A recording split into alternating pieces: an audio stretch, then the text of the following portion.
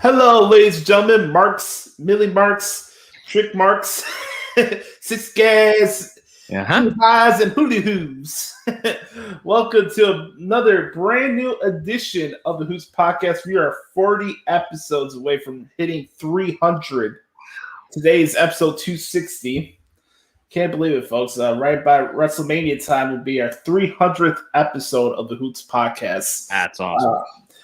It's just truly the nefarious brother Adam, aka Joshie Lopez. You can follow me on Twitter at Josh Lopez Media. You also see it on the video version, where you can find me on Instagram and all that fun stuff. I am alongside a director of operations, the one and only brother Carter, coming back from his sabbatical last week. He had to handle some business, if you will, for the Hoots Podcast. But how are you doing today, brother Carter? Oh, brother Adam, I'm doing fine, my friend. I apologize for having to be live via satellite last week. But again, when you're the director of operations, big things popping, little things stopping. You know what I'm saying? You out and about, you building the brand. You get things, you small it down, you take it around, you pass it around. You know what I'm saying? We got to get the thing going.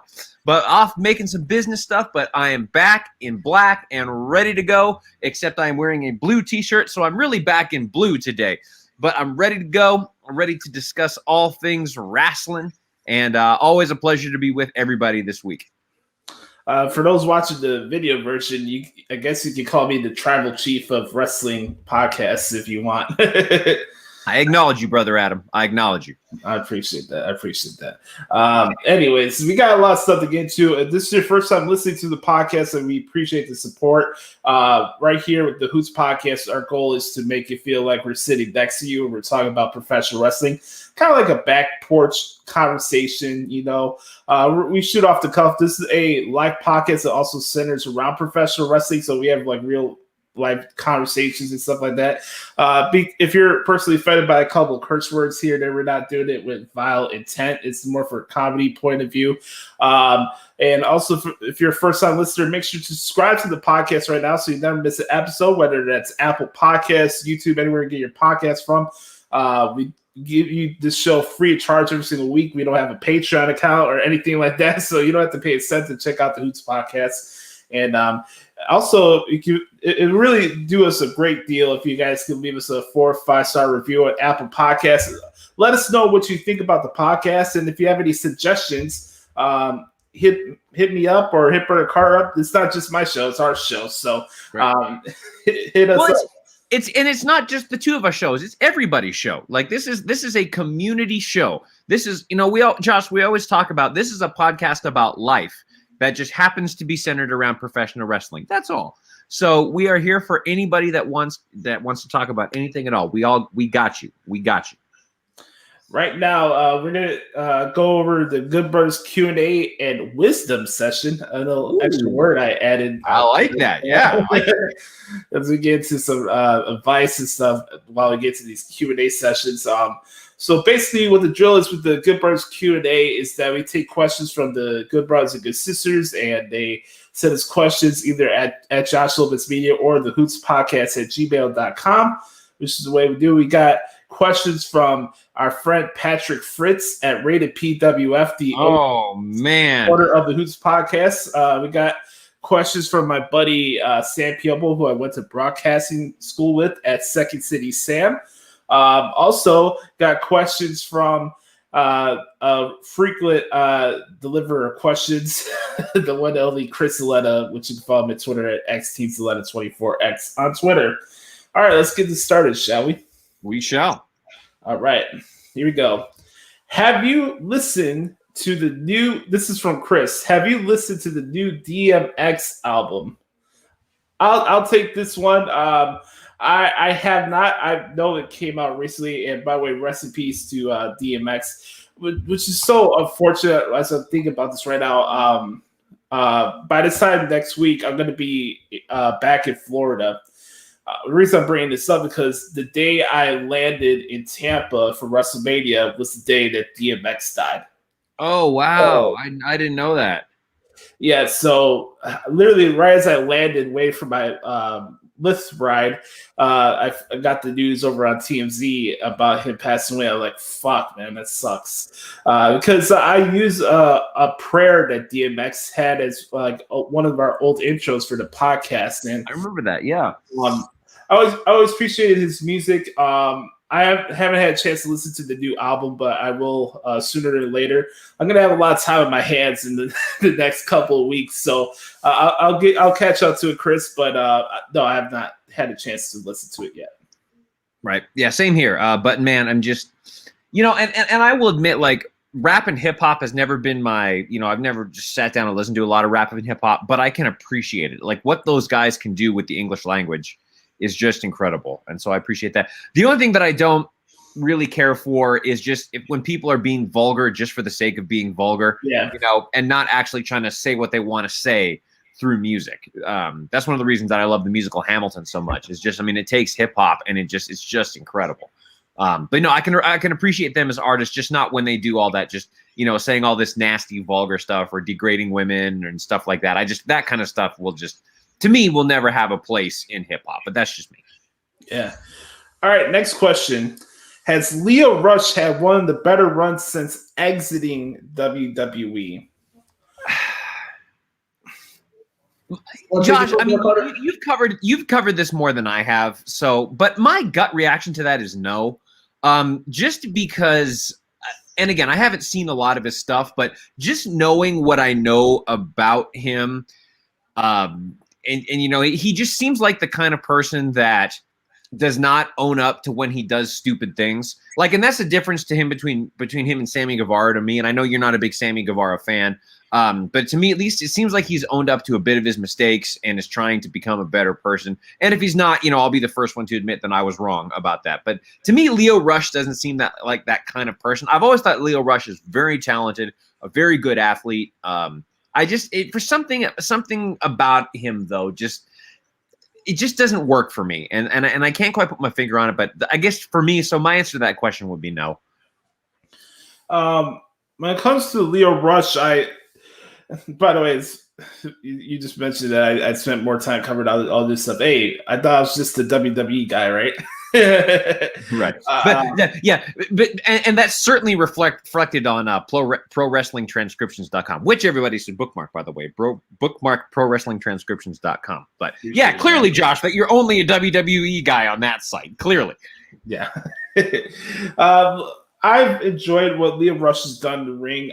He did become a MLW middleweight champion over the past year. Since leaving WWE, I know he's done a lot of different spot appearances in other promotions. I know he's done a lot of interesting matches on New Japan, especially on New Japan Strong.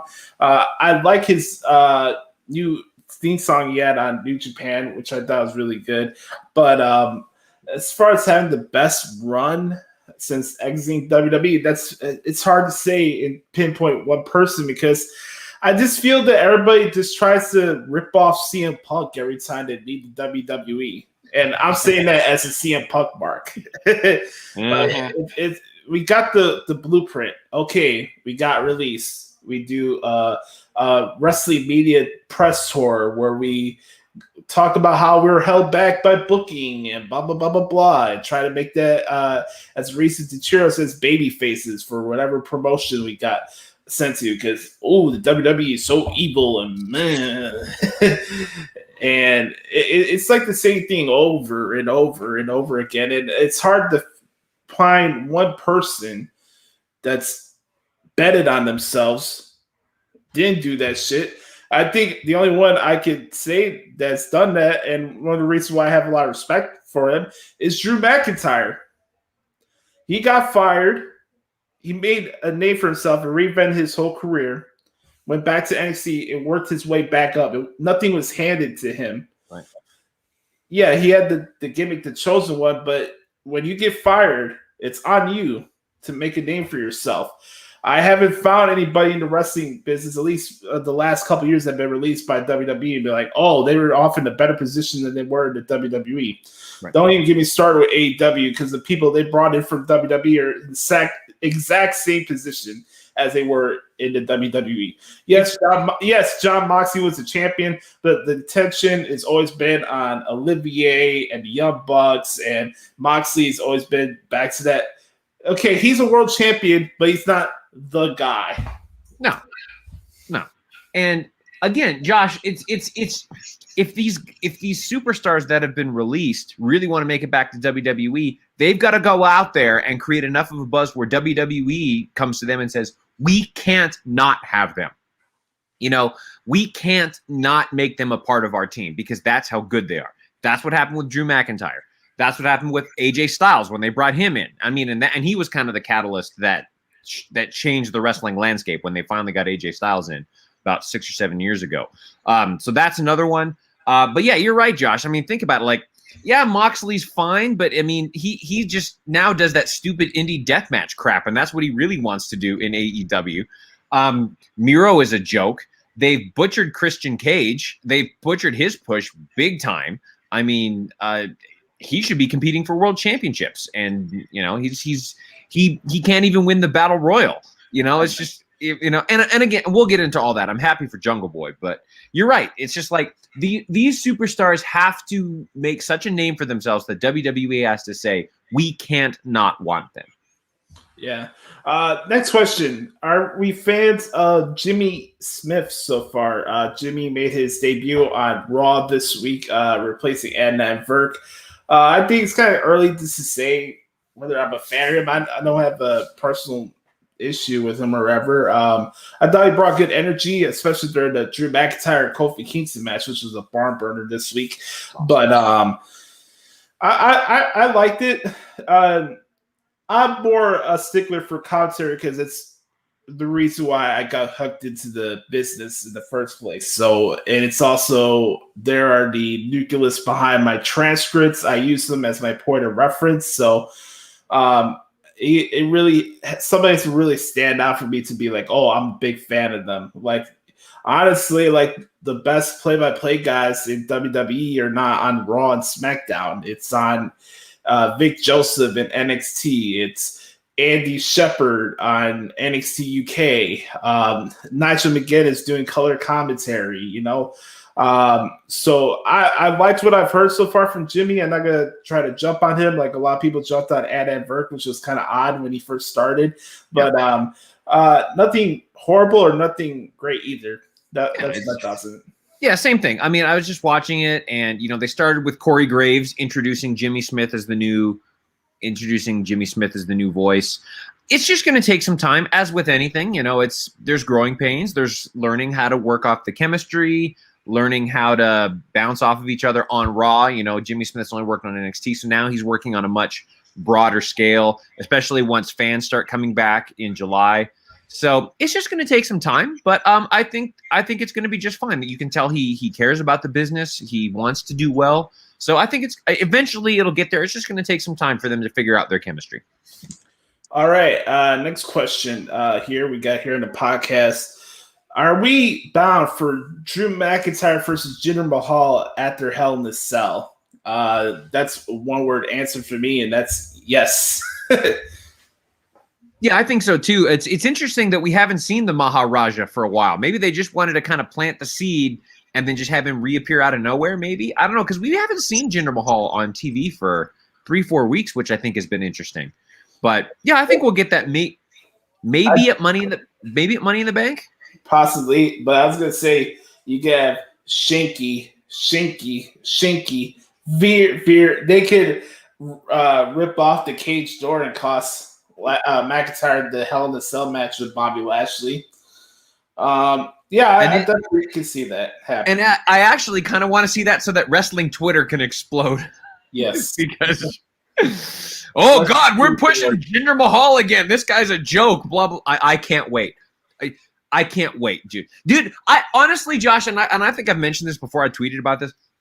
I also want to see wrestling Twitter blow up when Eva Marie comes back, and I want to see her first win the Raw Women's Championship.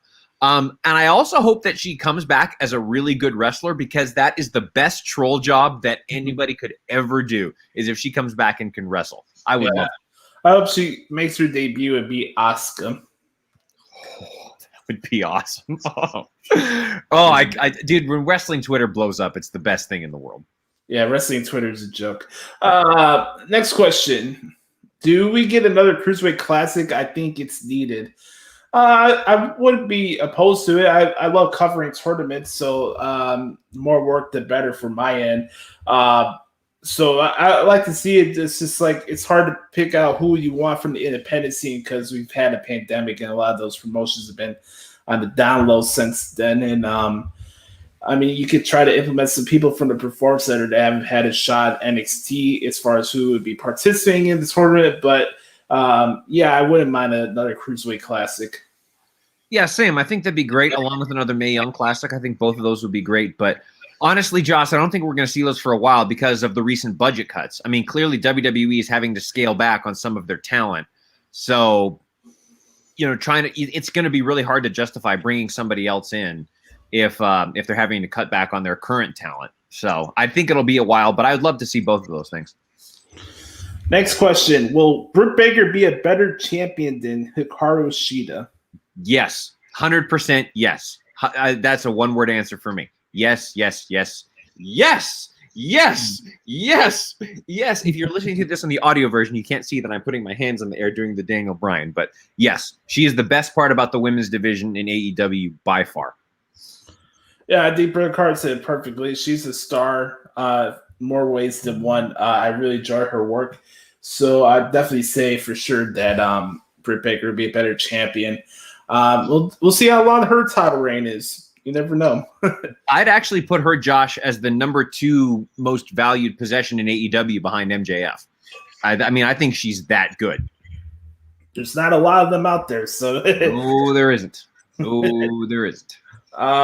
Next question. Will we get Britt Baker versus Deonna Purrazzo? I mean, you could put it up on a video game, but I don't think it's a match that's going to happen because they're both heels. I just don't see the incentive of them fighting each other. So besides the old dream factor of them having AEW against Impact. I mean, we saw the stuff with Kenny Olivier and Rich Swann, and that really didn't do much business. I mean, it'd be a good match on paper for a wrestling standpoint, but both of them being heels, who do I cheer for? I'd probably cheer for Britt Baker just because she's that good on the mic, but I don't know. That's just my opinion. Yeah, the problem is, though, they wouldn't put it on a pay-per-view. They'd probably give it away for free on Dynamite because that's their business model. Yeah, they'd probably put it on YouTube. Right. Yeah, because when's their next pay-per-view? It's not till like October, isn't it? No, September. Yeah. So, man, solid business model, All Elite Wrestling. Solid business model. We see how well going for ratings worked for WCW. Go ahead. Next question. Which release surprised you yesterday? The biggest one for me, Josh, was Braun Strowman, I think. And I think that's going to be the one for most.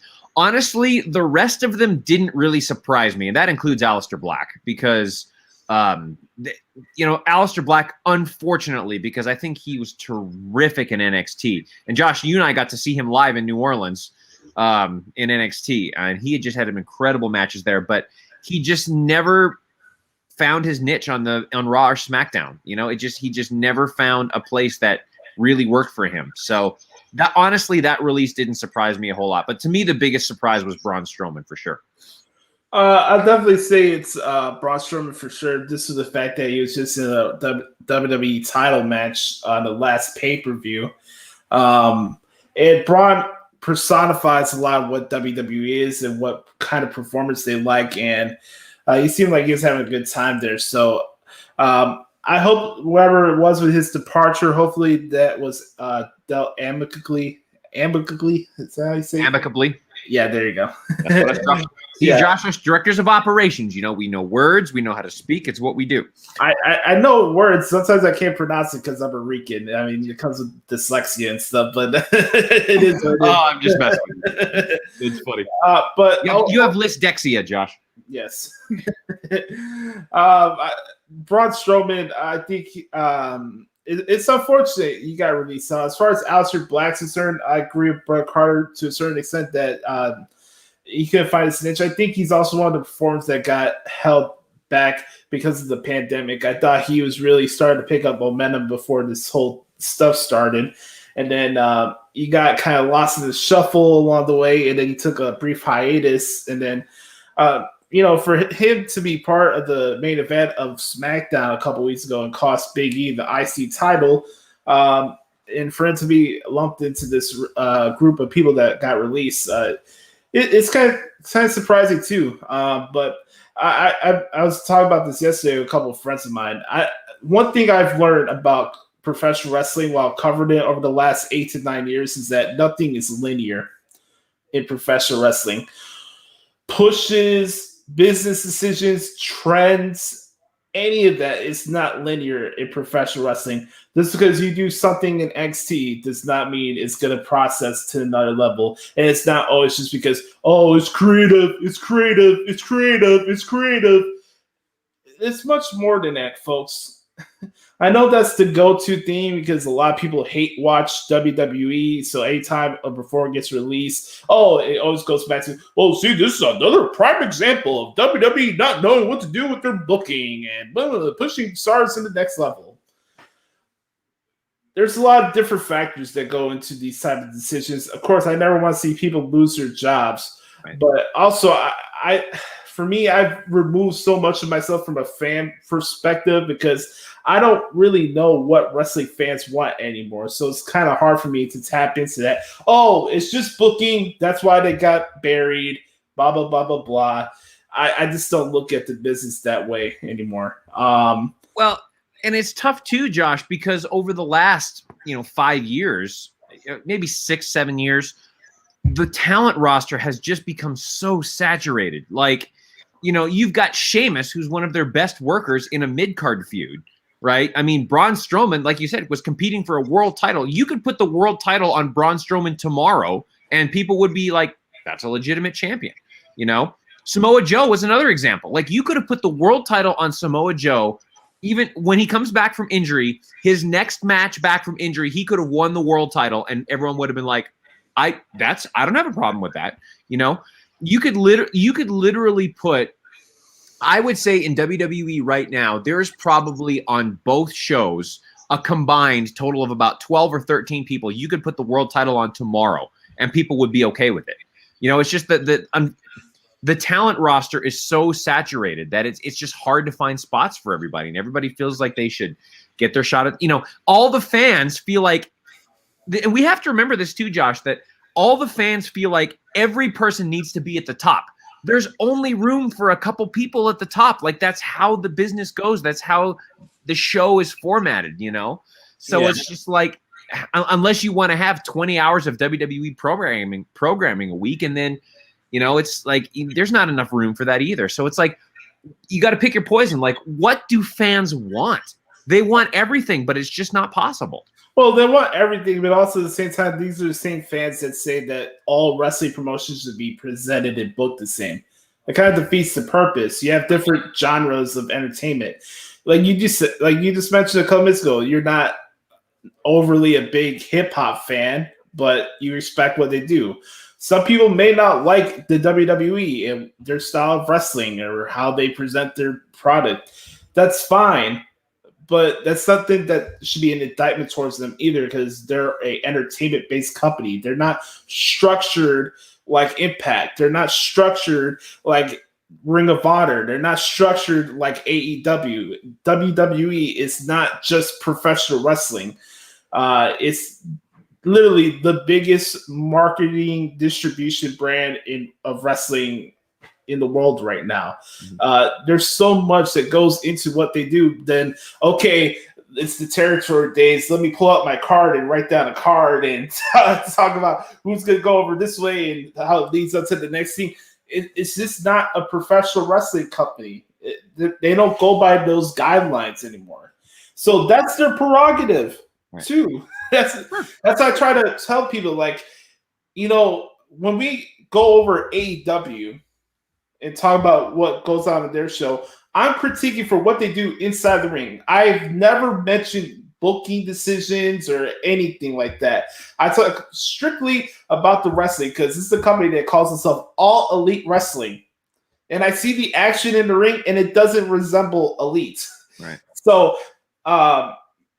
it's another conversation we can have for another time. But well, the other thing too, Josh, that people have to remember, and And I know there's a lot of old school wrestling folks that hate this, but the business has changed. It's not just about wrestling anymore. It's entertainment.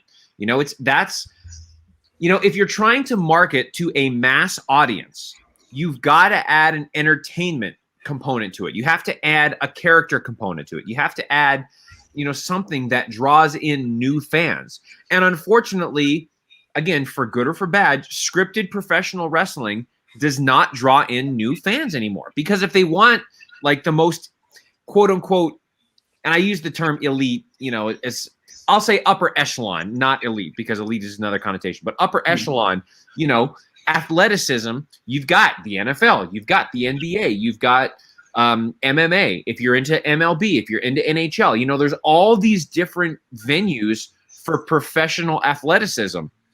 And with professional wrestling, people know it's scripted. Like the fourth wall has been taken down on professional wrestling. So you have to have an entertainment component to it. That's just how the business is. And there's a lot of people that don't like that. But sorry, it is what it is, so you have to include that entertainment part in there. And I think there's a lot of people that don't understand that. What do you guys think of the idea of Braun Strowman going to the NWA and maybe challenging Nick Aldis? I'll take this one since I covered the NWA. I'm sure it'd be an interesting matchup just because of the size difference and stuff like that. But I think with Braun, out of anybody that got released yesterday, is probably somebody that I wouldn't expect him to rush into a new promotion once his 9 days are up. Like, I wouldn't be surprised if he took an extended break from wrestling. He's talked about in the past that he's poured a lot of his mental and stuff like that into WWE because that's where he wanted to be and stuff like that. So for him, I just think he's a different type of performer where, okay, yeah, maybe get a nice fast buck in being a security guard for Paul White or something at AEW or whatever. But honestly, I want what's best for Braun and what he wants to do, and then instead of be like, oh, this person got released, Tony Khan, pull out the contract, blah blah blah blah. That formula hasn't worked so far. Josh, my initial thought when I thought Braun Strowman was released was that he could open up a gym and be like a personal trainer or stuff like that, because I think he could make a great living as a personal trainer, as a spokesman for athletic products, because there's a lot of people that really like Braun Strowman and can get behind his story. Like, they can tell he's just a really good dude. And I had a chance to meet him when we were in, I think it was Dallas when we were in Fan. I think it was, I want to say we went to Access in Dallas, I think it was. And I got a chance to meet Braun Strowman. And it was before he became Braun Strowman. And really, really nice guy. Just a super down-to-earth dude. So I think he could make a great living as a personal trainer. Maybe not a bodybuilder, but something in like fitness and stuff like that. I think he could make a killer living doing that for a while, and then get back into wrestling. Cause I think he's 37, 38. So, he's definitely on his career is closer to being finished than it is getting started. Yeah. So the finish line is getting closer. So that's what I think he could do, but who knows? Here's the last question for Chris. He says, does Ring of Honor and Impact need to capitalize the most with this free agent pool?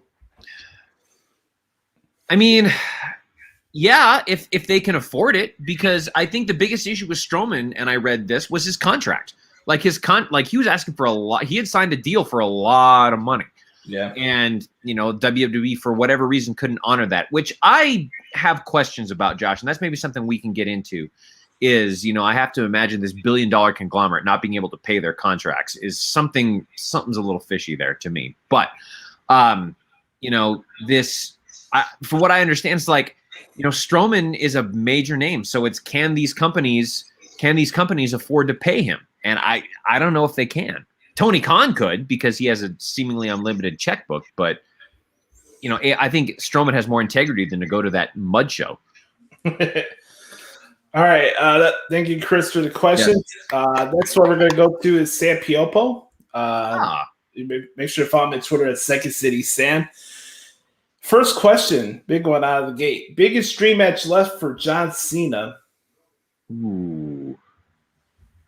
I don't know. He seems to have competed against all the major current main event talent. Maybe Drew McIntyre. like now that Drew McIntyre is Drew McIntyre, I think I'd love to see that. Maybe Bobby Lashley now that he's Bobby Lashley. So those would be the first two. Has he worked with the Fiend? I can't remember. I don't think so. So those, and maybe the Fiend. So those would be the ones because he's already had his program with Reigns. He's had his program with Rollins, I think. Yeah, he's Rollins before. Yeah. So, so to me, it'd be McIntyre, Lashley, and maybe the Fiend. I'll throw a couple names. I think Killer Cross would be a good option. Adam Cole. Oh yeah. He had the one match with Roman Reigns, but I want to see him against the Tribal Chief, so that I wouldn't mind that restarting. And yeah, definitely Drew McIntyre deserves that opportunity to fight John Cena. All right, next question: how long until Brian Cage requests his release from AEW, and where does he go?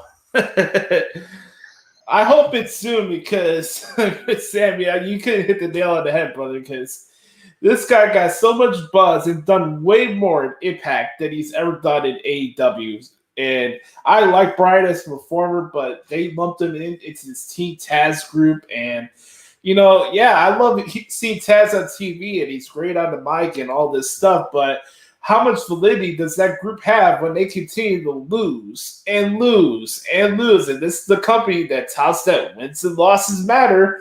And you have Brian Cage lose to midgets. You have Brian Cage literally tap out to Jon Moxley because supposedly Jon Moxley is now Minoru Suzuki and this big MMA fighter. Like, I'm supposed to believe that.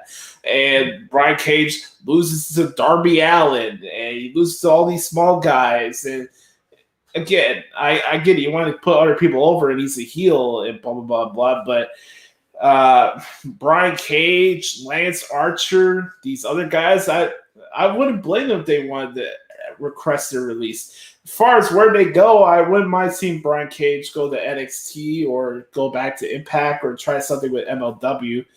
But Brian Cage is stuck in nowhere land in AEW right now. That's just my opinion. Yeah, I'd love to see Brian Cage because I think that the one component that's missing from Brian Cage is his promo skills. I don't think he's great at promos. That's why he's got Taz doing all his promos for him. No doubt he's got a great look. I think he's great in the ring. I like Brian Cage too. I think he's great. So if he could go to NXT, maybe get some work developed on his promo skills, kind of just break out of the shell a little bit, I think he could have some success in NXT. I wouldn't mind seeing him down there. Imagine him against Karrion Kross, like two massive dudes just going at it. That could be really cool. Yeah. I mean, he should request his release. Now, the problem is he probably should too, because I guarantee they're not paying him what they're paying Christian Cage and Paul White and all these experts. Yeah, exactly. Mm-hmm. Exactly. Next question. Which wrestler has the best frog splash, modern / current? Oh, this one's easy for me. It's Montez Ford. It's awesome, dude. What he can do with that frog splash is incredible. I'm all in on Montez Ford. I think he's great. So that's my answer. Well, it's definitely not Sasha Banks. I'll say that. That's correct. That's correct. Yeah, there's a lot of frog splashes out there. I like the one Dominic Mysterio does. Seth Rollins has a good frog splash. I think it's for sure athleticism and the length of the frog splash. I'd definitely say Montez Ford for sure. Mm-hmm. That's a good question, though. Yeah. There's a lot of moves that are done to death these days, but when you can pull off a good frog splash, then those ones really stand out to me. Yep. Also, it's not really a frog splash; it's more like a cross body block. But Hiroshi Tanahashi has like a similar frog splash thing, but he calls it the high fly flow.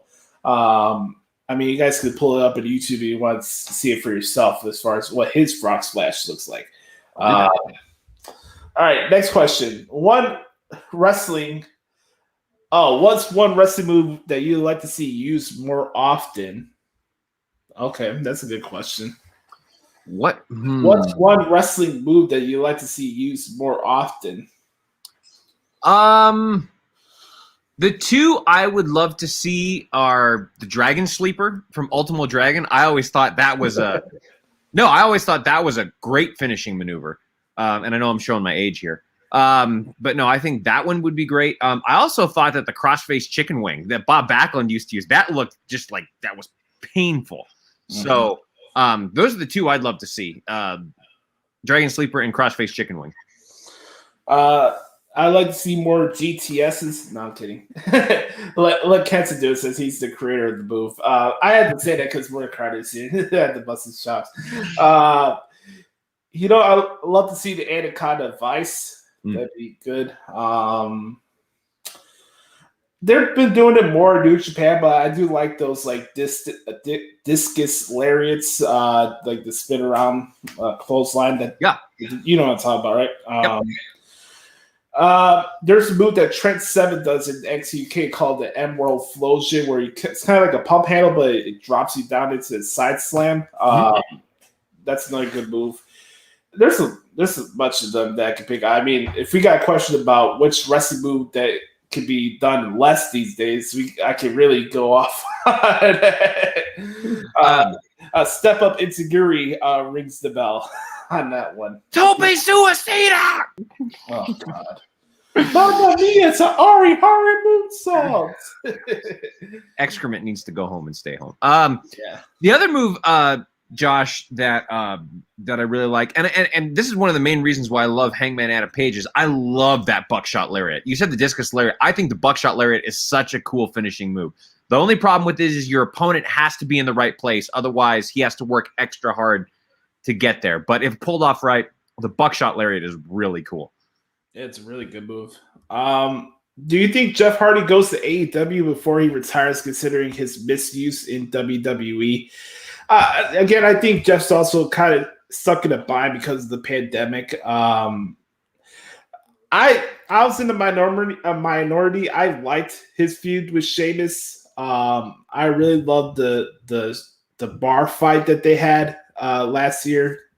I thought he was doing some good stuff, and then I don't know why he's not being used on TV more. I don't have an answer for that either. But it's also something where I don't think that Jeff Hardy needs to be in world title pictures anymore. Yeah, but you can still find a place for him on the show. No, him going to AEW it's kind of the same thing, running a mill type of thing. Sure. Well, and that could be again, yeah, he could go to AEW. I could see him going to AEW once, getting a major payday, and then then being a producer for WWE or something like that. Because he could be a great, backstage kind of helping out, training the new generation, kind of like a Legends deal kind of thing. I could see him doing that, but I could also see him going to AEW, having one more Hardy Boys reunion for a major payday, and then riding off into the sunset. Next question. Do you see Pac as a future AEW champion? I would love to, but I don't think it's going to happen. I'm with you, Josh. I hope so. He's great. He's one of the most believable talents that they've got. But I could also see him, another guy that reinvents himself there and then goes back to WWE as a Neville or something like that, where like he really got his stuff figured out and is coming back. But again, they're not going to put the title on him because they think they've got something magical with Olivier and pockets and that's what they think the people want to see. So Moxley Tony Khan's got about 4 guys he'll put the title on, and that's about it, because that's who he thinks or has been convinced by the Nimrods running by, the EVPs that they are the guys. So we got a question, an interesting one here. It says, create a 4-man/4-woman stable. There has to be a wrestler from the Attitude Era, the Ruthless Aggression Era, 2010s and 2020 right now. So, that's a good question. I'll go first. Yeah. I'll start it off with The Undertaker. Okay. Mm-hmm. The Undertaker for Attitude Era. Ruthless Aggression. Oh, man. There's one guy I would want to choose, but probably not the best place to do it right now, if you know what I mean. Oh, man. Ruthless aggression. I mean, I'm gonna have to think about this one. yeah, it's a hard one. I'd say like Undertaker, Batista, 2010s, CM Punk, and 2020, Aleister Black. There you go. For the women, it's a little bit more easier one. From the Attitude Era, definitely Trish Stratus. Ruthless Aggression Era, Mickie James. 2010, no, I'm not picking AJ Lee. I'll just go with somebody just to piss the internet off. I'll go with Nikki Bella. And then right now, I'll probably say Becky Lynch. So very good. My picks. Yep. I can't. I'd have to spend some time pondering this. I can't even think on the fly right now. But I'll try to come up with something and get back to you. Right.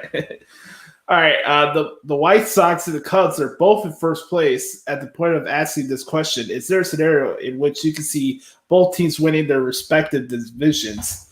I certainly do. I don't think the NL Central is that great from top to bottom, so it would only be on the Cubs if they were not able to win that division. It's a little different with the White Sox division. I mean, just being a fan of the White Sox, you always know that the Indians and the Twins are always going to be pesky and stuff like that. So I would not be surprised if both teams won their divisions. They've been two of the best teams in baseball so far, and I wouldn't be shocked by that.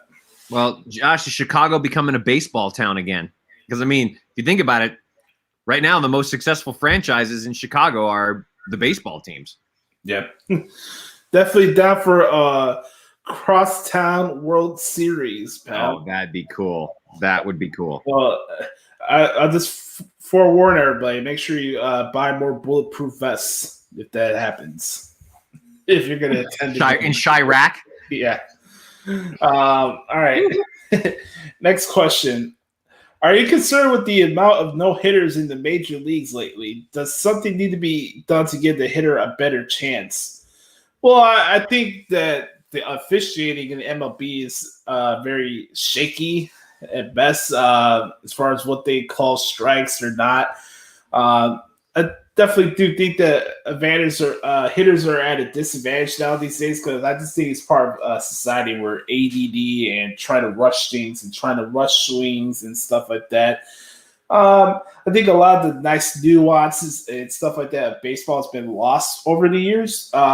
So I think that's part of the reason. But also, I mean, there's only so much you can do with a 99 mile per hour fastball in the corner, and this is a lot of different factors, and I don't want to bore people with baseball terms and stuff like that, but I'd definitely say that the umpiring in baseball has definitely helped the pitchers in this era more than anything for baseball. Yeah, but at the same time, Josh, if the pitchers are getting better, you know, it's like, okay, well, we got to put a stamp on greatness. You know, it's just like, what do you want? You know, if the pitchers are getting that good, then why would you not want to be excited about that? It's like, wow. I mean, the pitchers must be getting really good. Like, again, it's the same. It's the same along the lines of people complaining, oh, we're getting Drew McIntyre and Bobby Lashley again. Oh, really? So you don't want to see two of the best wrestlers in the world go at it? Tough. You know, it's just like at some point, or it's like when people get upset when the same college football team, you know, it's like Alabama and Clemson again. It's like, okay, man, so we want to punish greatness, you know, just for the sake of something new. Like, really? So then, you know, you're saying that the not best in the world are not getting a chance to do what they do. So that's just my thoughts on it. Is like, why would you want to put a thumb on greatness? Yeah. All right. This is the last question from Sam. He says, help a brother out. I like to get my hot takes podcasts back up and running, but I never feel like I have any time. I work 6 to 2 Monday through Fridays. Go to the gym Monday through Friday. has softball league on Monday and Wednesdays, and weekends are always packed. Man, a lot of stuff going on here, pal. Any suggestions? As far as your schedule, man, I mean, you're doing a lot, man, and it's cool that you're keeping up with the grind and trying to do what you could to stack money and have fun doing other stuff as well. I think it's very important as well to have some time to yourself where you're not solely focused on work and whatever like your main hobbies are, to have some time to do other things. I think it's cool, and also having the time to hang out with your friends is very important as well. But that's the thing with podcasting, man. You're either in it or you're not. I mean, there's the sacrifices that you have to come with it. I mean, I pick Thursday's always been a good day for me as far as my transcript schedule, where I can record it during the day and then focus what I need to do at night. So this is the best day for me to record the show. I try to find my way to sacrifice that morning and afternoon to do it and get it out to you guys. And my schedule is always all over the place as well. But I definitely say, I mean, if you find yourself not doing something on a Sunday night or whatever before you go to sleep, and your show says more of like a weekly review of stuff going on, I definitely say if you have nothing going on Sunday night, say record from there. But like honestly, whenever you have downtime and you don't have stuff going on, do it. Yeah. But if there's too much stuff going in the way, then don't try to burn yourself out by trying to start redo your podcast, and then it's affecting your mental health and stuff like that. You got to go all in, guns blazing, if you're going to do it weekly. Yeah, and the best thing you can do, Sam, is just I do this every day. I write out the night before. I kind of look at her throughout the week. I've got a weekly schedule by the hour, so I know from this time I'm going to do this, from this time I'm going to do this, from this time I'm going to do this. And you'll find that if you write out every single day what you're going to do and kind of plan out your day, you'd be surprised how much time you could find to do it. So I would say, like, I know I'm probably going to get up. I try to get 7 hours of sleep every night. Like, it doesn't happen every night. Like last night, I only got about 6 because my body just said, nope, you're getting up now. So, it's just, I think if you just write out, it's like, okay, I'm going to get up at 7:30. Okay, at 7:30, I'm going to eat breakfast. At 8 o'clock, I'm going to do this. I'm going to do this. I'm going to do this. I'm going to do this. And you'll find out how much time you have. And then also by doing that, Sam, you can look at it and go, wow, I'm doing too much. I've got to cut something back. And you look back and you eventually, unfortunately, you just have to make decisions because, there's only 24 hours a day, 7 days a week. There's only 168 hours in a week. And everybody has that same 168 hours. So you just got to prioritize and decide what you want to do. And maybe for you, if your job and all these things if that's what's most important to you, then maybe the podcast just isn't that important to you. And that's fine. Like, that's not a bad thing at all. That's just what, and that's just your priorities and that's your prerogative. And that's okay. You just got to decide what are your priorities and what you want to do with your time and all that kind of stuff. But if you write out every single day what you want to do, I think that will really help you find some time. There's a fascinating video out there by a trombonist named Christian Lindbergh. And if you just do a search for Christian Lindbergh's daily schedule, I mean, it's about 6 minutes long, and he, like, by the minute outlines what he does every single day. Now, I wouldn't recommend going to that extreme because it's a little nuts, but it is fascinating. Just kind of, if you really want to micromanage your time, you can do that. It's really just comes down to priorities and what you truly value in life. And I think just by keeping a daily schedule and try to planning out your week, that will try to either help you find some time or help you realize that I need to cut some stuff back. And it might be the podcast, and that's okay. All right.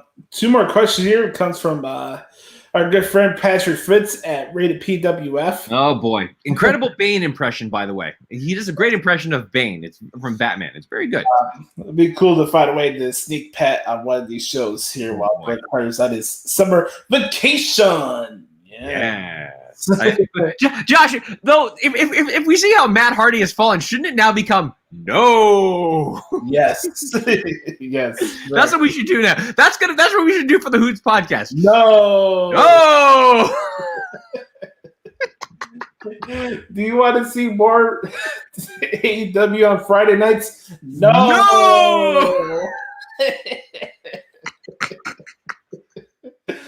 I love this show. I do too, brother. That's great. All right, go ahead. What is SmackDown doing right in regards to stories that Raw isn't? I'll let you go first on that one. To me, the biggest one is the tribal chief, man. I mean, just it's clear that it is the tribal chief's yard.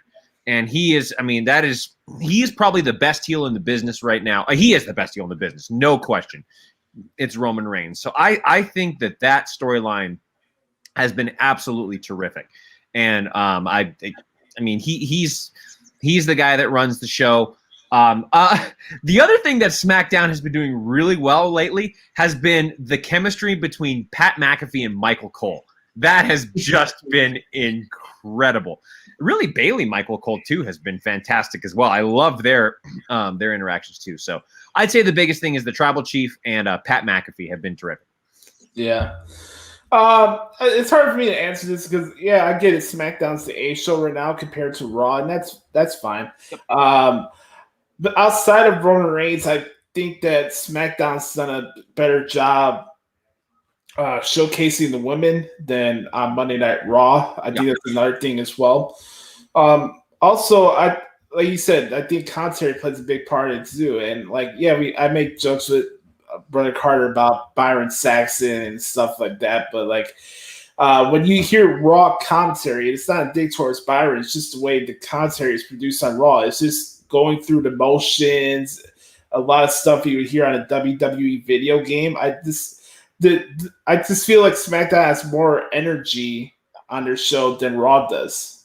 Mm-hmm. So, but that's not to say that Raw doesn't have stories. Sure. It's hard to pick it out of the litter because there's a 3-hour show and then you get bogged down by stuff you see repeated matches or whatever. So that takes away from what you see throughout the rest of the show. There is good stuff that does happen on Raw.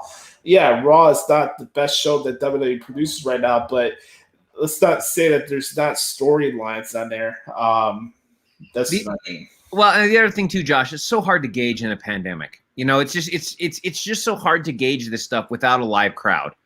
You know, and to see how their reactions are. And I mean, God bless WWE, they're doing their best to try to, and really all the wrestling promotions, they're really doing their best to try to put on a good show. I use the term good loosely. To put on their show. I'll say it that way. Yeah. They're doing a great job putting on their show during a pandemic. So I think once, for WWE, when they get back to touring, and when AEW, when they start to get more crowds, when Impact starts to welcome fans back, if anybody will actually attend their show, if they can actually sell a ticket. We'll see. It's just hard to gauge that during a pandemic without a live crowd. Right. Last question for the Q&A this week. Here we go. He says, do you think the Thunderdome is here to stay? I don't, unless there's another wave of coronavirus that we don't know of. Obviously, we haven't got anything from Joe Biden about, okay, we defeated this thing, it's not coming back or whatever, so we don't know what's going on. I know there's been a lot of lifting of mask rules, and I know that more people are being allowed to go to games now, and you've seen packed arenas at Madison Square Garden. By the way, could have been more happy to see Trae Young just shut up annoying New York Knicks fans. Nothing better in the world than that. Dude, they won one playoff game, and all of a sudden they thought they were back, and I'm like, y'all realize you lost 4-1, right? New York Knicks fans are like Dallas Cowboy fans. Yes. Not as bad, not as annoying as Cowboys fans, because I grew up with Cowboys fans, and they are the worst. Like the worst. When you say AEW fans are like Cowboy fans? No, sorry. Yeah, AEW fans are the absolute worst. They just can't see. Well, I think with AEW, though, the new car smell still hasn't worn off. But trust me, it's going to wear off quickly. Yeah, I was about to say that. That's going to have an expiration date very, very soon. Yep. All right, but I want to thank Chris, Sam, and Pat for saying awesome questions this week for the podcast. We appreciate it. You guys did a great job as always. If you ever want to send me a question, all you have to do is hit me up at Josh Lopez Media or send me an email at the Hoots Podcast at gmail.com. Okay, we're about to be going into an hour of the show. I don't want to spend too much time going on with the stuff in WWE. You kind of touched on a lot of it during the Q&A as well. But there's just a couple things I wanted to mention for this week at WWE. Obviously, we saw the return of the Usos. It had the awesome match with the Street Profits on SmackDown. You've had a chance to check that out. Please go do that. Trying to think as far as from SmackDown and Raw this week, which one was the better show? What would you say was the better show this week? I mean, I think each show had its own ups and downs. You know, I think the tag team match, the Usos and the Street Profits, was an outstanding match. That was really great. But you know, on Raw, you had a fantastic match with Kofi Kingston and Drew McIntyre. So I think each show, I don't know if there was a better show. Each show was just, you know, good in its own way. So Again, it's also hard to compare because you've got 2 hours of SmackDown. It's easier to stay engaged for the 2 hours of SmackDown than it is for 3 hours of Raw, at least in my opinion anyways. Like, 3 hours of Raw can start to get bogged down a little bit on a week by week, every week, you know? So it's just hard to say. But, no, I think both shows brought some very good stuff this week for sure. What was I going to say? That was pretty funny, the stuff with Sheamus. Like, I'm going to call you guys out, and then he loses both matches. Yeah. It'd be one thing if he beat one of them. Oh, there goes that 50-50 booking again. What else? I mean, I can just talk about just a couple things, just kind of overall things that stood out to me from SmackDown and from Raw. From SmackDown, again, we talked about the tag match. I think Bianca Belair is just fantastic. She's great. Carmella's waterfall game is outstanding. Yeah. By the way, I want to take some time to give a shout out to Carmella because she does not get her props on any of these type of shows or anything like that for what she does in the ring. She's very, very underrated. I always enjoy covering her work inside the ring. Yes, I definitely agree. Her waterfall game is also underrated as well. Damn you, Corey Graves. Dude, you know who's been impressing me, Josh, is this Rick Boogs. You know, of course, he was Eric Bugenhagen in NXT, and now he's here on Rick. But, dude, I didn't realize he could throw down on the guitar like that. Like, that's pretty cool. Yeah. Do you ever feel that we're getting the King of the Ring tournament coming back? Because we've been seeing a lot more longer TV matches on Raw with guys you would expect to have long matches. Mm-hmm. Like, Xavier Woods been putting on bar burners over the last couple of weeks. We got this thing with Nakamura and King Corbin fighting over who's the rightful king. Yeah. I wouldn't be surprised if we have a King of the Ring tournament coming up soon. So that's what I enjoyed from SmackDown. I thought some good stuff there. Going over to Raw, Johnny Drip wearing garlic was hilarious. That was great. Great. I hope we get to see, I'm glad to see Nikki Cross back on TV again. But I hope we get to see more than just, you know, I hope eventually in these next couple weeks she can get out from doing these 2-minute exhibitions, you know, like give her a chance to do a real match, you know? Yeah. Let's see. The New Day as Power Rangers was cool. You know, I want to see what they do with T-Bar and Mace. I know a lot of folks have been, and I'm actually starting to see this too, is getting vibes of the Ascension from them. You know, they're kind of just got that vibe to them, and just like kind of them in the back promos.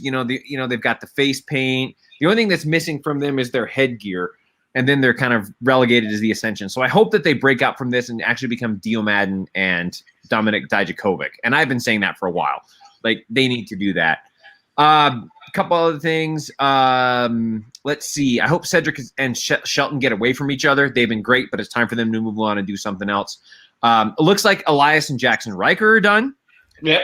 So, and that's fine, I guess. I guess I was kind of hoping they would win the Raw Tag Team titles, but it doesn't look like that's going to happen. You know, I think mostly because I want to see AJ Styles back as a singles competitor and, you know, wrecking the world title division.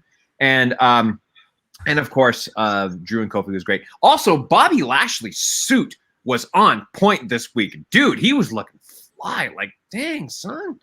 That's a awesome world champion, man. That's what I'm saying, dude.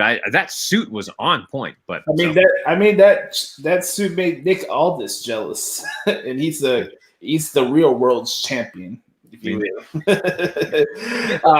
And Josh, what do you think? Are you ready for the Reginald stuff to be done? Because it looks like he's just basically a glorified stuntman now in WWE. I'm ready for Nia Jax to be done for good. Yeah, that's true too. If I never have to see her on television, I'll be a happy camper. I was like, people are like, "Oh, really? Shayna Baszler's going to get into something with Alexa Bliss? You don't think they could figure out something good with them? Like, an MMA fighter is going to be in a feud with a girl who does hocus pocus and a bunch of." I don't know. I'm not going to get into it, but one thing I did like from Raw was a little backstage interaction with Mustafa Ali and Mansoor. I did like that too, yeah. And then, again, nothing made me more happier this week than seeing wrestling Twitter get on a soapbox about Drew McIntyre being Kofi Kingston. Drew McIntyre lives rent-free in wrestling Twitter, and that makes me happy. So, awesome match. Also, NXT this week, I thought it was a really good show. Adam Cole was on fire this week. If you guys haven't seen his promo with Killer Cross, it was really good. Go check it out. They announced that they're having a fatal 5-way match at NXT TakeOver in Your House, which will be on June 13th. I'm going to be in Orlando that weekend, so I hope I can find a way to attend and check out the WWE Performance Center for the first time. That'd be really cool. And then a couple other stuff on the show. They had MSK and Legado del Fantasma main event show with it being Tag Team Week on WWE. So that was an awesome match as well. And by the way, speaking of waterfall, shout out to Frankie Monet. Let me just throw that out there. And then tomorrow, they got tomorrow night on SmackDown. It's recorded. It's on a Thursday. We got the Usos against the Mysterio family for the SmackDown tag team titles. And yeah, man. Is it time to put the titles on the Usos, or do we need to wait? I think the Tribal Chief is going to cost either something where Jey Uso jumps off the ring apron. I don't think the Usos are winning tomorrow night. I don't. Well, and it could be that like just Roman Reigns' music hits and he just kind of comes out and just stands at the top of the entryway, and then there's a distraction for a roll-up. Yeah. Yeah. A lot of roll-ups these days. So that's our thoughts really quick, briefly, about as far as stuff with WWE. Also wanted to mention today on NXT UK, if you guys want to check it out, it's Noam Dar, by the way, one of the most underrated heels in WWE, taking on Ilya Dragunov. That's going to be a barn burner today, so make sure to check out NXT UK. It's my favorite wrestling show that WWE produces every single week. It's top-notch stuff, especially if you like the in-ring aspect of professional wrestling. So check out NXT UK. So with that being said, we got one last piece of business to do here on the Hoots podcast this week before we head out. And it's something that we all been waiting for, ladies and gentlemen. Now, for full disclosure, Brother Carter did not watch Double or Nothing. So I'll be guiding Brother Carter about what I saw. And we're going to have some fun because, ladies and gentlemen, it's time for... hold on. Don't play it yet. Okay, go ahead. Sorry. It's time for What the Hell is Wrong with AEW. We're going to start off in a, wait for it, 3, 2, 1. It's time for What the Hell is Wrong with AEW. Brought to you by the Elite and that jackass Don Callis. And Dave Seltzer. Oh, God. Oh, boy. Yes, Josh, before you get into it, I will say, Josh, that I did not get a chance to watch Double or Nothing or Dynamite for two reasons. One is because, and we'll get into this too, but now that they're moving Dynamite to Fridays, I'm probably not going to watch on Friday nights because, like, I got better things to do on a Friday night than to watch shitty wrestling. I ain't going to do that. And then I didn't pay, and then I couldn't find a stream, and I was not going to pay $60 to watch, to be annoyed by the products that they put on pay-per-view. That company is not getting any more of they're not getting any of my money. I say anymore. I haven't spent a dime on AEW outside of what you get on television. So, but okay, I'm done. I wasn't going to pay $60 for that. Josh, the floor is yours, my friend. Well, ladies and gentlemen, what isn't wrong with AEW? It's a question that we like to ask you guys as we do this every single week. Oh, man. The island of misfit toys in Jacksonville, Florida. I'll definitely say there was a bigger buzz throughout this pay-per-view because of the fans being there. But just kind of like with Twitter, I kind of take the reactions from AEW fans with a grain of salt because they put everything over. I mean, Marco Stunt can have a 25-minute match with somebody and they'll say fight forever. I mean, that's AEW fans in the nutshell. They do no wrong. There were a couple of matches on the show I did like. Contrary to popular belief, I don't hate every little thing that AEW does. I thought Hangman Page and Brian Cage was a really good choice to start off the pay-per-view. It was a very good match, and Hangman Page did defeat Brian Cage, but this also was a trend throughout the entire show, and this goes on week in and week out. All of these post-match brawls, distractions, it gets nauseating after a while. They literally had a afterbirth after every match on the pay-per-view. It was ridiculous. Speaking of ridiculous, stop with the wild thing with Jon Moxley. He's not Charlie Sheen. Just cut it out, please. His I actually didn't mind his old theme. Like, I thought his old theme was it worked for him. It was kind of upbeat. It was cool. I didn't have it had a him coming out of the crowd kind of vibe to it because that's what he does, and that's fine. But yeah, dude, the wild thing is not as it's not as exciting of a song. Like, it doesn't get me hyped up to see Jon Moxley. And believe me, we need a lot of help to get hyped up to see Jon Moxley. So, yeah. Well, another example of AEW being AEW, this is a night of referees being completely and utterly useless. I thought this match with the Young Bucks, Moxley and Kingston was a Texas tornado match. I mean, we had the dead corpse ref in there doing what he does. I definitely believe that report that the referees are scared of EVPs and stuff, and they get away with stuff in the ring. It was just way too freaking long. By the way, that match went second on the card, by the way. Interesting choice there. Were there good spots with Moxley Kingston? Sure. But I thought this match overstayed its welcome. The Young Bucks wore New York Knicks gear, so even more of them to be heels, I guess. I thought the match sucked, to be honest with you, Brother Carter. And enough with the freaking stupid spray cans and Brandon Cutlet, as Jim Cornette likes to say. Like, just cut it out. Pie-faced Buck and Baldy Buck. Like, get over yourselves already, for the love of God. What else happened on this shit show?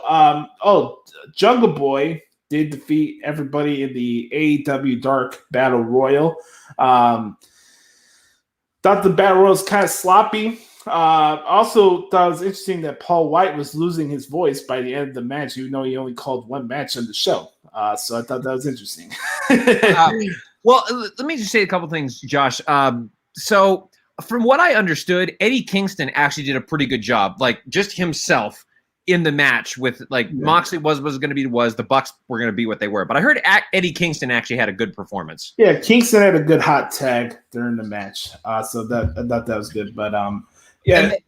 Well, I was going to say, like, Kingston is one of those guys that he could be a star in AEW because he kind of came out of nowhere, and this is his first opportunity on a main, on the number 2 wrestling promotion. Like, this is the highest he has ascended in the world of professional wrestling, and he's good. Like, I've always been a fan of Eddie Kingston. I think that his promo work is good. I think he's getting better in the ring too. So I like Eddie Kingston. I hope that he gets more of a shot to be one of the top guys in AEW there. And then for the Battle Royal, Josh, I will say I was happy to hear that Jungle Boy won because it's like maybe they're going to get one of their own. But we've seen this story before where Jungle Boy's going to get to work with Jericho. and then he does a little bit, and then it falls off. Then he gets to do this really kick-ass match. To me, the best match that AEW has ever done in the existence of their promotion was Jungle Boy versus I think it was Dax Harwood. It was on Dynamite. Him against was it Dax Harwood or was it Cash Wheeler? I think it was Dax Harwood. Yep. That to me has been the best match that AEW has ever produced. That was a kick-ass. I still remember how good that match was. Like that's so. Then we get to see that, and then it falls off. And now he's going to get his match with Omega, and they're probably going to squash him in like 5 minutes because of outside interference with the Elite. Like they're airing it a week after this Dynamite. Like next Wednesday is Olivier against Jungle Boy. And it'll probably be in the middle of the show. Like it ain't going to main event the show. And I can't take it seriously when this dude is still stuck with these outlaw mud show freaks from the zoo. Jungle Boy needs to leave the Jurassic Express as soon as possible. Mm-hmm. See what the hell is wrong with AEW? Cody Rhodes, surprise, had the most boring match of the entire show with Anthony Ogogo. He could go the fuck home. Yeah, Anthony Ogogo the fuck home. That's right. Yes. This match absolutely sucked. Kind of a thing with the match layout was with the emphasis of QT Marshall running interference and him running away from Arn Anderson. Just over the top nonsense with Cody Rhodes. He really needs some time off of television, and this match did absolutely nothing for me. And it also affected the other stuff on the show because Miro and Lance Archer, while it was a good hoss fight and it was only like 9 minutes, I just thought the energy in the building just left. I mean, the Casino Battle Royal outside the spot where Jungle Boy eliminated Christian was a good like energy rise in the crowd, but those next 3 matches was like, okay, here we are. We got a pay-per-view going on. Miro retained, made Lance Archer pass out to his game over submission hold, which was absolutely ridiculous. The fact that Miro is a TNT champion is still kind of a joke to me because what kind of precedent that you have a guy that's spent his first 8 months of his run at AEW is a complete joke. He wins 2 matches on AEW Dark and he gets an automatic title shot. That's like playing. It's like saving face in the way of trying to protect the reputation of Miro. So, let's just give him a title so we don't think the guy's complete another bust, but just delaying the inevitable. But then what does that say about Lance Archer? Like you got this big monster murder hawk who they booked as this just machine that can destroy everybody. Yeah. And he passed out to a submission hold. Like, I don't know, man. Yeah. We try not to complain about booking, but it's not really booking, Josh. It's just how their character has been. It's the inconsistency of their character. That's what it is. Yeah, like I was mentioning earlier with Brian Cage. Like, yeah, it's cool that he has this badass persona towards him, but you start losing stock when you keep losing matches to inferior opponents. Right. So, Britt Baker is your new AEW Women's Champion. Very good match with her Karshida. I could have done with the whole celebration with her and Tony Schiavone after the match. I thought that's kind of odd because she's a heel. So the commentary is AEW commentary, so nothing really surprised me as far as their performance that night. Josh, I will say this. This was the match that I saw the most on AEW Botches. By the way, everybody needs to follow the AEW Botches Twitter account. It's hilarious. Apparently, in this match, right in front of the referee, Reba accidentally hit Britt Baker with her crutch or something like that, and they didn't cause a disqualification. Like, do the rules even matter in AEW? No. It's like, okay. The referee watched it happen, and he just went, oh. Like, that's outside interference, and the disqualification wasn't. Like, now, if that happened and the ref wasn't paying attention, fine. Like, but it happened in front of the referee. Oh, this happens all the time. It's not just Aubrey Edwards. It's the Dead Quartz rep. It's Paul Turner. I think like Bryce Remsburg is the only one on their crew right now that don't make mistakes.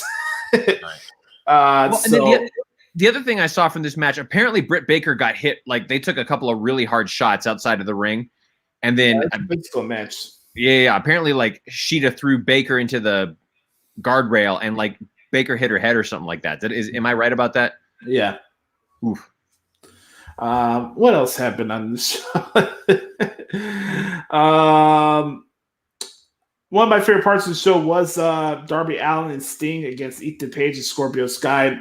Match way exceeded my expectations because I had no expectations in this match whatsoever. I thought Sting did really good. He did a really good job. Good. Did a really, really good job. So happy for him. If Sting has matches like that once every 3-4 months, that could work, I think, in AEW. He trains his body up because he's in his 60s now, isn't he?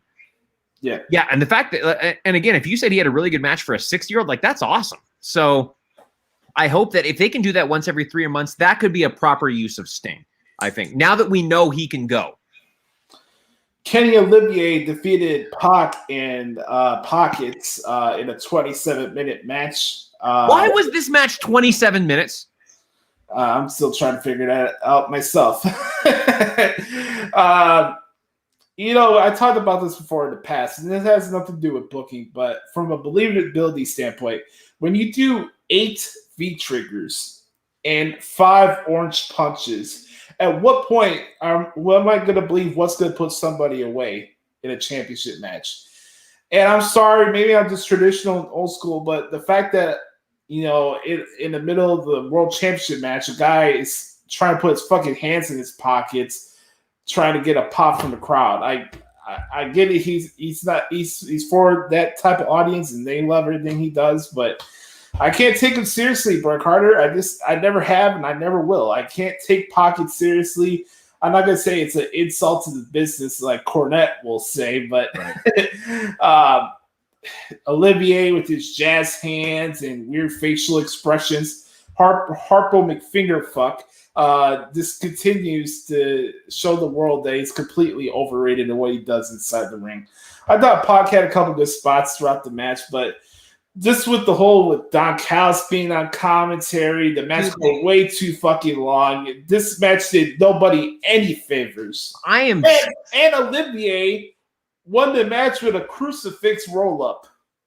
The best thought machine won with a simple roll-up. He didn't even hit one wing. So they do all these finishers, but he can't win with one winged angel. No, you didn't hit the one winged fairy. You didn't do it.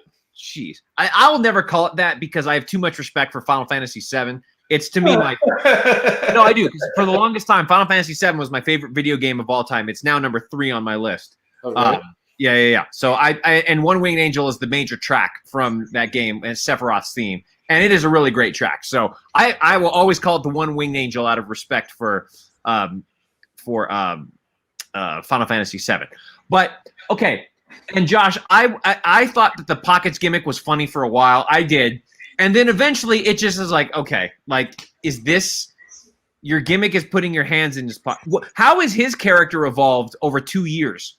Like, it hasn't. No. But apparently Tony Khan, in his infinite wisdom, Booker of the Year, pal, thinks this guy could be a world champion.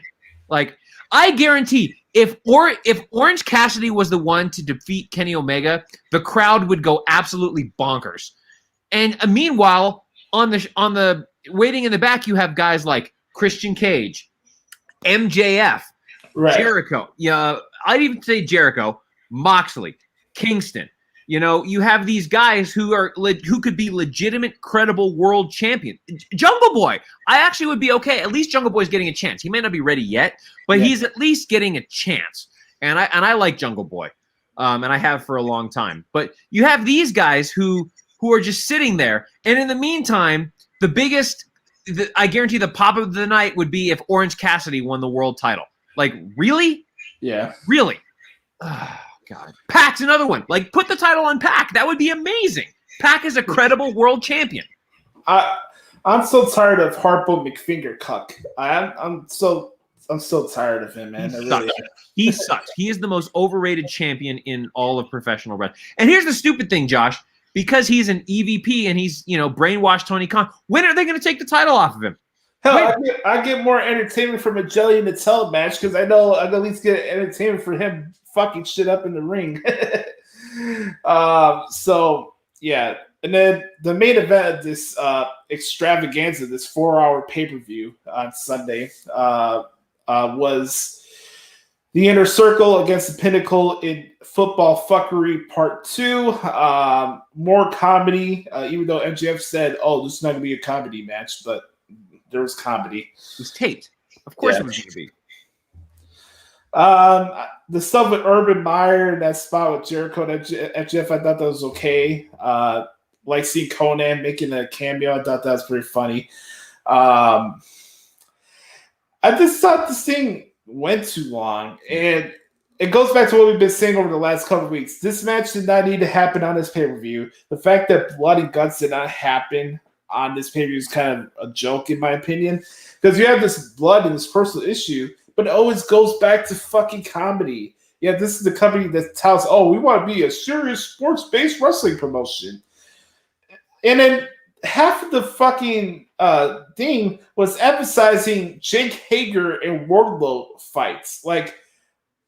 And then Sam Guevara last year was the one to be made out to be a fool, right? Shawn Spears was that this year.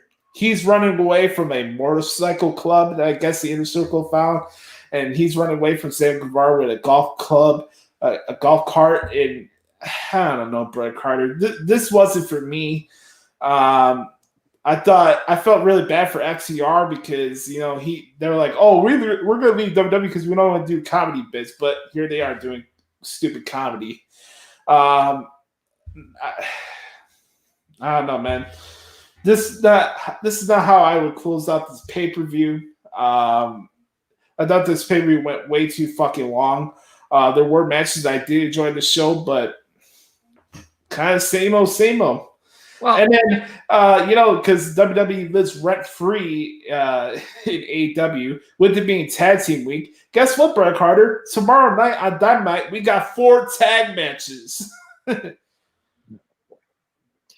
Of course. Tag team psychology would be employed in those matches, right? Here's the other thing, too, Josh, that I really don't think Tony Khan understands how the wrestling business works. So they put on, 3 pay-per-views a year, maybe 4, right?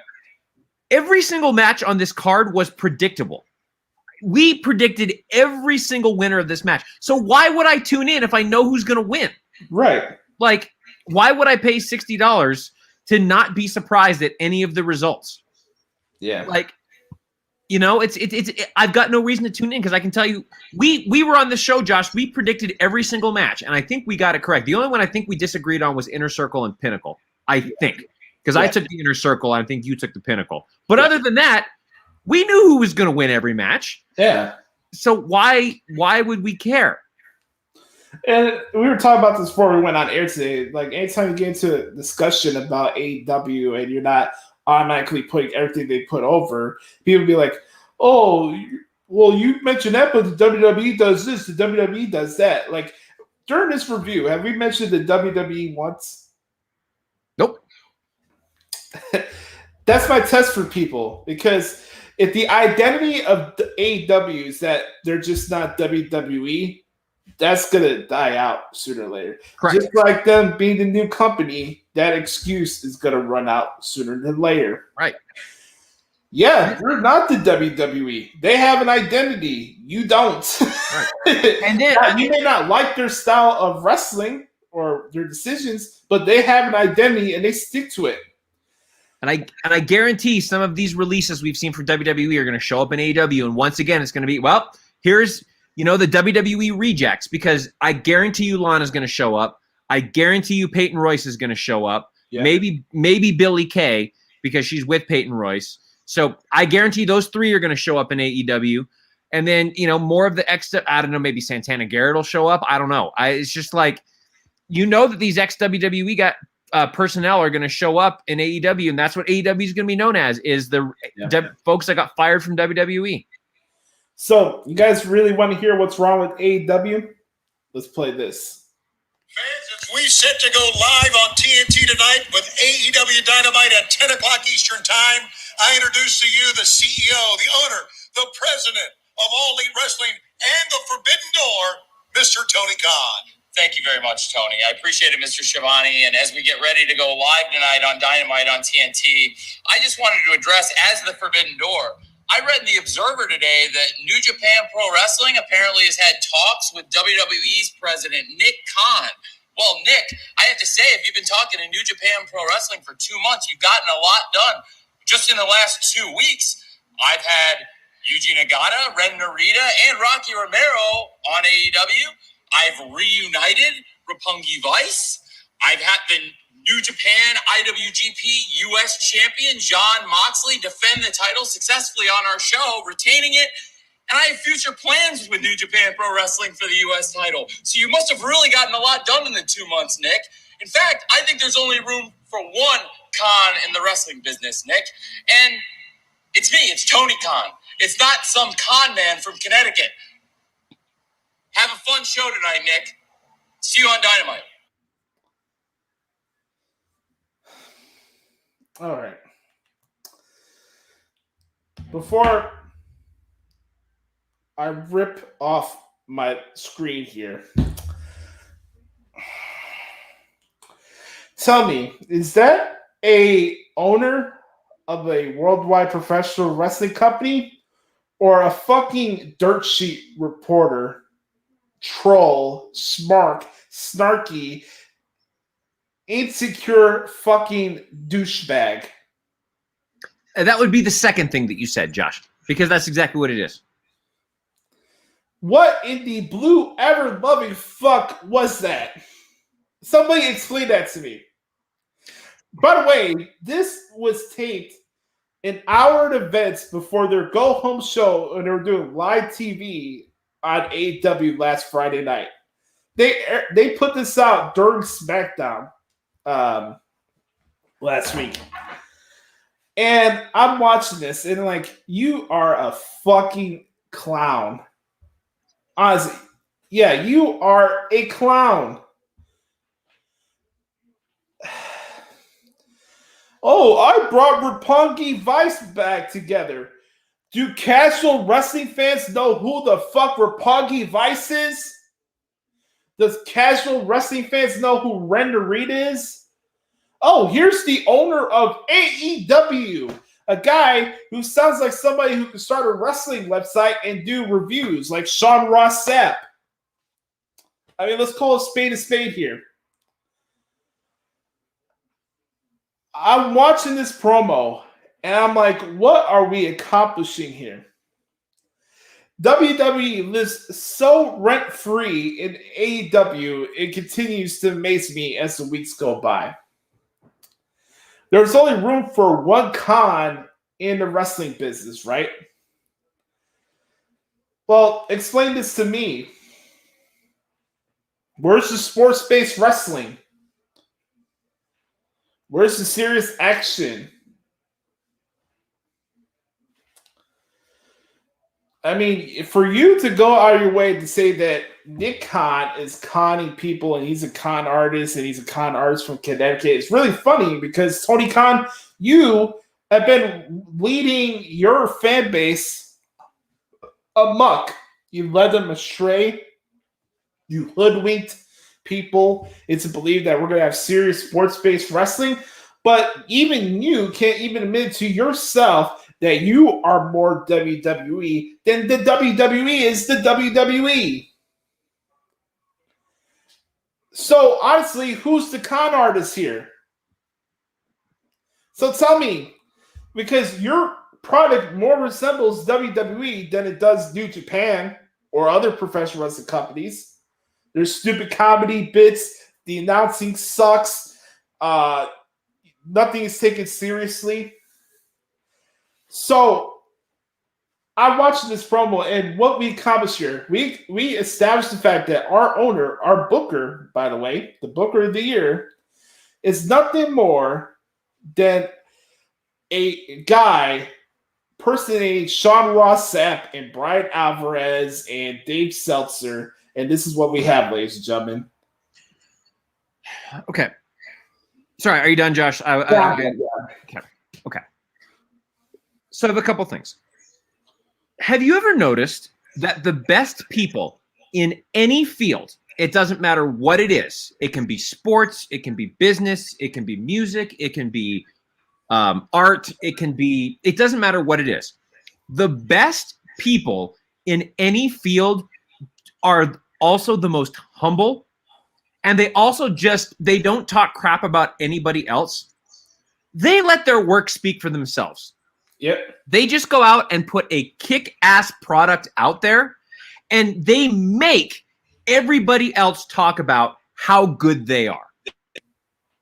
Think about it. Like, when was the last time WWE went out and bashed AEW, ROH, Impact, whatever it was? They don't do that. They just let their product and their global mass market speak for themselves. You think about the best sports teams, right? The Alabama Crimson Tide. Nick Saban doesn't go out and bash his opponents. They just go out there and win.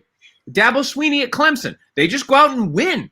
You know, you think about, Bill Belichick. Does he bash his other opponents? No. Like, when the Patriots win their heyday, of course, I'm talking about. Like, they just went out and won. They let the product speak for itself. And AEW, what you just saw right there was an owner who knows. He knows he doesn't have a hope in hell of taking over the wrestling industry.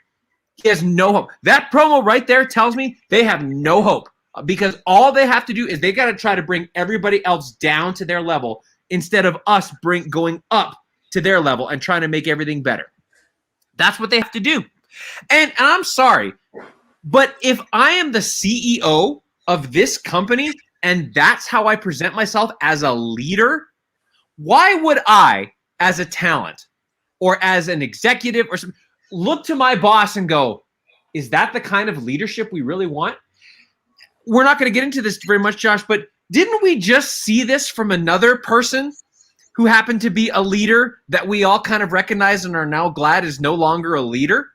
And I'll just let you interpret that however you want. But I think you all know where I'm going with this. And, you can, from a political standpoint, you can, and I'll go ahead and say this, from a political standpoint, you can still agree with somebody's politics, but think that they're a terrible leader, and that, those kinds of people, they don't exist. That's not leadership. That's what that is a wrestling smart mark who just happens to have a lot of money and is catering to a very, very, very small percentage of the entire wrestling community. WWE has figured out that the IWC does not make up the majority of the wrestling fan base. They make up a very small part. Now, the reason that we know about it is because we have these platforms like this, and you know this more than I do, Josh, because you're a professional journalism. Like, that's what you do for a living. I'm not. I'm just a fan who has been fortunate enough to, thanks to you, to have this platform to give my opinion. And if somebody happens to care about it, then that's great. If nobody cares about it, I mean, I understand. I'm just, I don't have any credibility. I'm just a fan who happens to have a platform, and I thank you for that, Josh. But you've done all the work. I'm just some schmo who's a wrestling fan, So, but that's why we know about the IWC. But in the global, I guarantee the global casual fan does not scroll along with Twitter to a wrestling show. I guarantee they don't do that. They just watch the product for what it is and enjoy it. And WWE has figured that out. AEW has not figured it out. They're trying to cater to the very small percentage who's eventually going to go away. When has AEW attracted new fans? When has AEW attracted fans that have never seen a wrestling show before? They haven't. What they've done is they rest on the laurels of these diehard fans that are, that saw something from 20 years ago and are trying to recreate that. But now, 20 years later, these fans have families, they have real jobs, they have, they have life outside of wrestling. So they tune in for a week. Oh, that's kind of cool. And then a week later, they're busy raising their children. They're busy working at their job. They're busy with, and the people that don't, probably, if they're still 38 years old and, working a dead-end job that living for this stuff every week, like, again, eventually that's going to run out. It's going to run out. And what is AEW? But guess what? Those performers, they're still expecting a check. They're still expecting to get paid. But when no new money is coming in, where is that money going to come from? It's like AEW cannot figure out how the wrestling business works. They're catering to a very small percentage of the internet fan base to try to pat themselves on the back and, hey, look what we did. This is going to go on for, like you said, Josh, I give it 6 months, another year, maybe 2, and then it's going to go, okay, well, that was fun. Now what? Like, are we going to, is this what is this going to be our whole identity, is just bashing everybody else? Eventually, people are going to get sick of it. And they're going to want to, like, okay, well, this is great. Because, again, we just saw this kind of leadership for the last 4 years. And look how well that turned out. Again, there were some politics sides of it that I think were great. But, and we don't have to get into this now, but just from a perspective, from a leadership standpoint, that's not leadership. And Tony Khan is saying that is not leadership.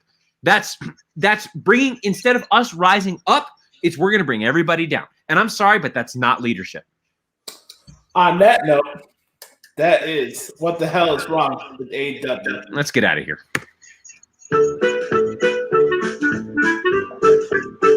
This has been What the Hell is Wrong with AEW.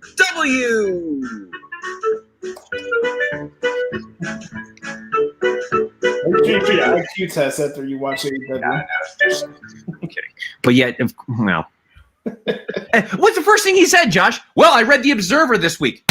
I mean, like, that's the understatement of the year. When don't you read the fucking Observer, you fucking mark? Why doesn't he just get it over with and make Dave Meltzer and Brian Alvarez the head of their creative team? Like, that's they're already the head of creative. They pull him out of fucking Zoom meetings, and he bases the decisions off their feedback. That's what it is. Why doesn't he just make it official, put them on the team, and just pay them more? Because that's it. Anyways, it would save them a bunch of time. But okay, I know these segments. Hey, Josh, sorry, I'm going to play that one more time because we weren't done with the segment. Hold on. Maybe, hold on. There we go. We got to do it one more time. This has been What the Hell is Wrong with AEW. Josh, I hate that fucking show.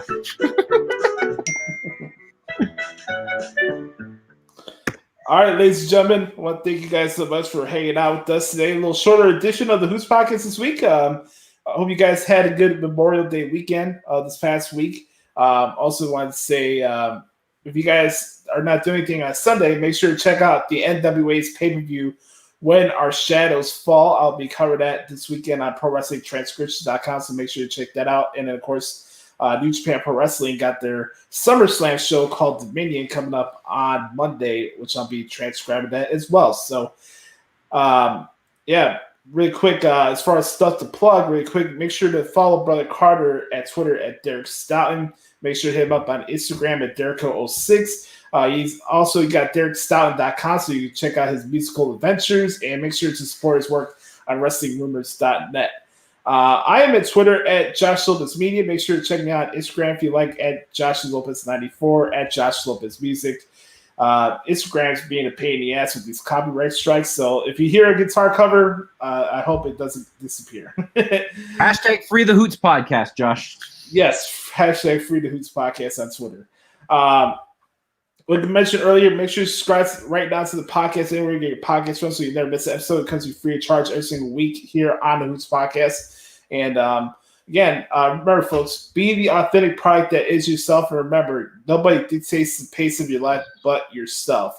Brother Carter, I want to thank you for hopping on this week and hanging out with me. I appreciate it. Always a pleasure, my brother. For the Director of Operations, I am the nefarious Brother Adam. This has been episode 260 of the Hoots Podcast, 40 episodes away from 300. Have a wonderful weekend, and we'll talk to you guys next week. Yes, sir.